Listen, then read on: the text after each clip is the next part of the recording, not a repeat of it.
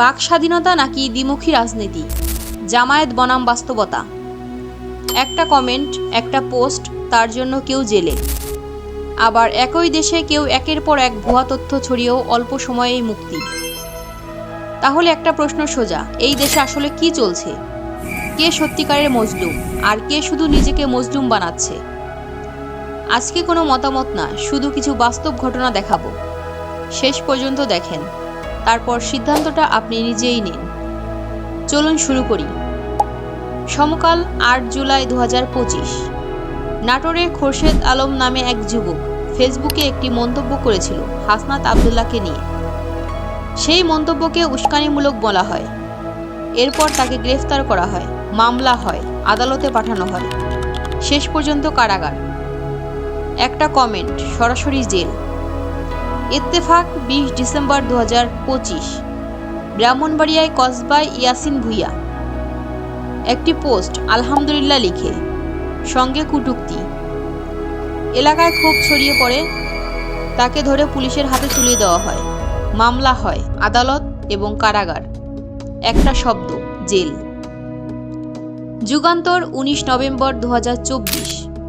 খুলনায় এক শিক্ষক হুমায়ুন বিশ্বাস, তিনি ফেসবুকে বাংলাদেশ জামায়াত ইসলামীর আমিরের বক্তব্য নিয়ে সমালোচনা করেছিলেন। এরপর থেকে বাড়ি থেকে তাকে ডেকে নেওয়া হয়, কয়েক ঘন্টা আটকে রাখা হয়, হেনস্থার অভিযোগ ওঠে। শেষ পর্যন্ত তিনি পোস্ট ডিলিট করেন, ক্ষমা চান। একটা মতামত, আর সেই মতামতের জন্য চাপ, ভয়, অপমান। ৩০ সেপ্টেম্বর ২০২৫। নোয়াখালীর প্রতিনিধি, শিবিরের বিরুদ্ধে গুজব ছড়ানোর অভিযোগে বিএনপির ৩ নেতাকর্মীর নামে থানায় অভিযোগ করা হয়। ফেসবুকে অপপ্রচার, ঢাবিস ভিপি সাদিক কায়েম বিএনপির পরিচালিত পেজের নামে জিডি। একটা পোস্ট, একটা উত্তেজনা, আর পরিস্থিতি দ্রুত অস্থির হয়ে ওঠে। এখন পর্যন্ত একটা বিষয় চোখে পড়ে, জামায়াতে ইসলামের বিষয়ে এলে প্রতিক্রিয়া অনেক সময় খুব দ্রুত, খুব কঠিন হয়। এখন আসি অন্য দিকটায়। একজন জামায়াত নেত্রী নিজের ফেসবুক আইডি থেকে ধারাবাহিকভাবে ভুয়া ফটোকার্ড, বিকৃত তথ্য আর ব্যঙ্গাত্মক পোস্ট শেয়ার করতে থাকেন। একটি পোস্টে বলা হয়, সন্ধ্যার পর বাসাবাড়িতে লাইট ফ্যান ব্যবহার করা যাবে না, তদারকি করছে ছাত্রদল যুবদল। এখানে বিএনপি নেতা রুহুল কবির রিজভীর নাম ব্যবহার করা হয়।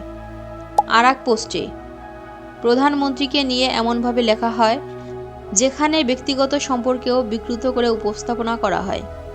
আর এক জায়গায় সংসদ সদস্যকে নিয়েও ব্যঙ্গ করা হয়।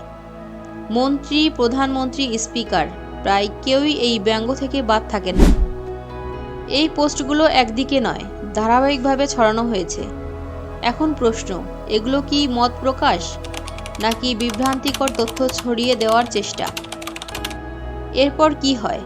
পুলিশ তাকে আটক করে, কিন্তু এখানেই ঘটনা শেষ না। এরপর সামাজিক যোগাযোগ মাধ্যমে শুরু হয় আলোচনা, সমর্থক, আবেগী প্রতিক্রিয়া। অনেকে তাকে মজলুম হিসেবে উপস্থাপনা করতে থাকে। অল্প সময়ের মধ্যেই পরিস্থিতি বদলে যায়, তিনি মুক্তি পান। এখন একটু ভাবুন, যে দেশে একটা কমেন্টে কেউ জেলে যায়, একটা শব্দে কেউ কারাগারে থাকে, একটা সমালোচনায় শিক্ষক হেনস্থার শিকার হয়, সেই দেশে ধারাবাহিকভাবে বিতর্কিত ও ভুয়া পোস্ট করার পরেও কেউ খুব অল্প সময়ে নিজেকে মজলুম হিসাবে তুলে ধরে মুক্তি পেয়ে যায়। এই বাস্তবতাকে আপনি কিভাবে দেখেন?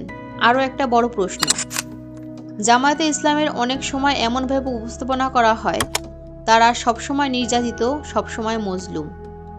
কিন্তু যখন এসব ঘটনাকে একসাথে দেখা যায়, তখন কি সেই ধারণাটা পুরোপুরি একই থাকে, নাকি বাস্তবতা একটু ভিন্ন কিছু বলছে? আমি এখানে কোনো সিদ্ধান্ত দিচ্ছি না, সব ঘটনা, সব তথ্য আপনার সামনে তুলে ধরলাম। এখন সিদ্ধান্ত আপনার। এই দেশে কি সত্যি সবার জন্য একই আইন, নাকি পরিস্থিতি ভেদে তার ব্যাখ্যা বদলে যায়?